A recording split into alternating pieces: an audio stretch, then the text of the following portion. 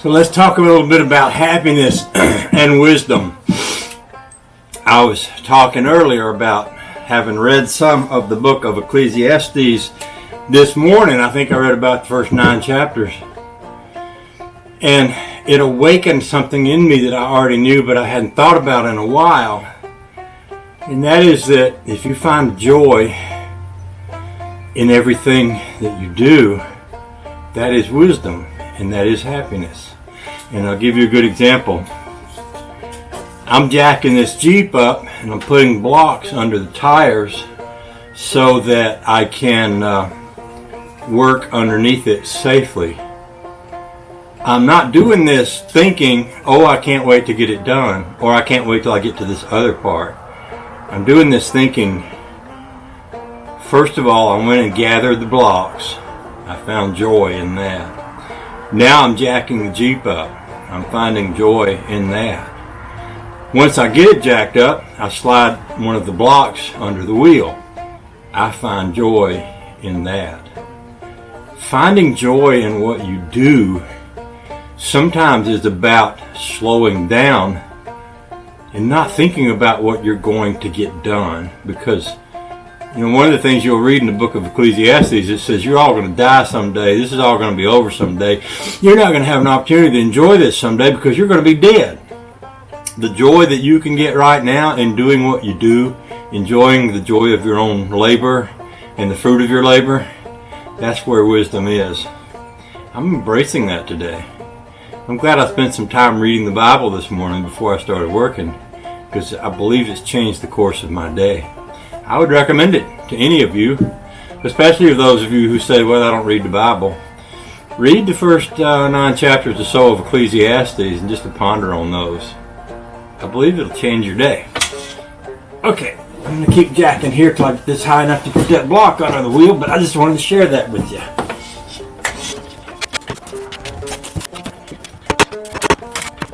The jack is a little precarious, but even if it fell, it wouldn't hurt anything, it wouldn't go far, so I'm not too concerned about it right now. Got one more to go. I'm going to go ahead and close the garage door. Not that there's any heat in here, but just to keep the breeze out. And what I may do is just go ahead and sweep the floor here. 2, I do notice I'm kind of bringing in a little dirt with these blocks. One of the things that's going to happen is I am going to get the floor dirty, but it can be cleaned up later. It's not a big thing.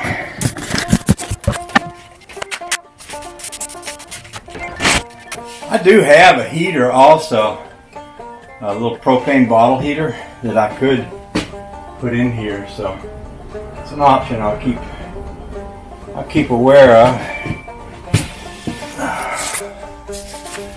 Sit y'all on the floor. It's the safest place I can sit you where you won't fall.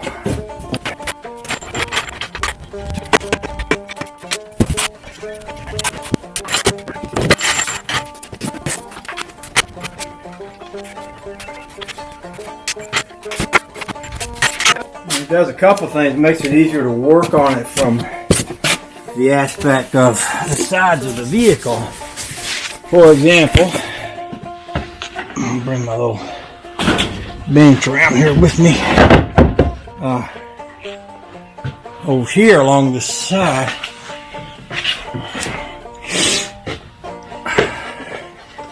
a little bit caught in my own web of air hoses and things here.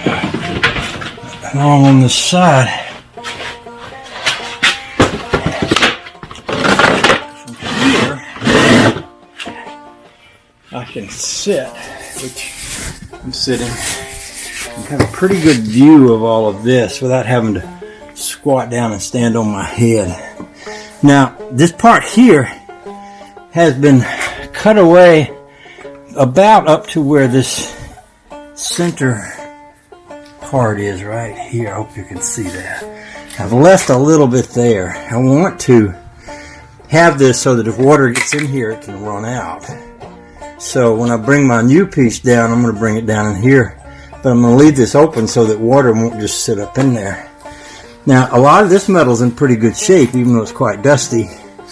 Back here, got some rust to it, so I will be putting a neutralizer onto the rust, because there's still a lot of good metal there, and maybe taking a wire brush and wire brushing away rust like here and things like that. So I want to keep what good metal I have, but I also want to wipe away the old rust and coat it and encapsulate it so that it hopefully won't continue to rust. Now up on this end I don't have any rust. I'm thinking it's because the water didn't sit here. It did sit back there. That's why most of the rust is back there. The other side has a piece that's been put in here. It's open on the bottom and you can see up in there, and it looks pretty good up in there, but it's had some rust in the past that has been kind of fixed. So this isn't what I'm going to go after first though. And spray the New Hampshire oil undercoating under this vehicle.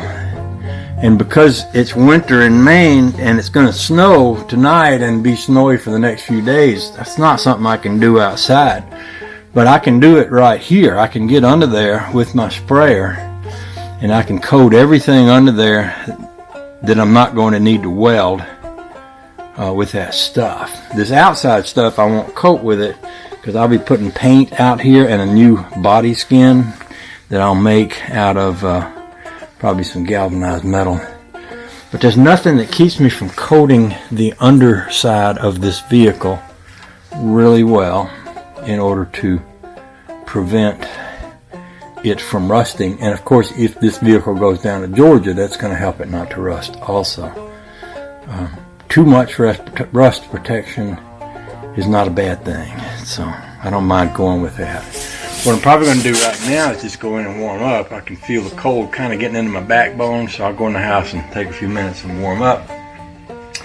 Maybe drink a little coffee, maybe put on another layer of shirt or something, and then I'll come back and start to contemplate what's the best way to get the oil protection up in there and all the places where I want it to be. And I might also need to spend some time under the frame scraping dirt off of it, which is going to be a pretty nasty job.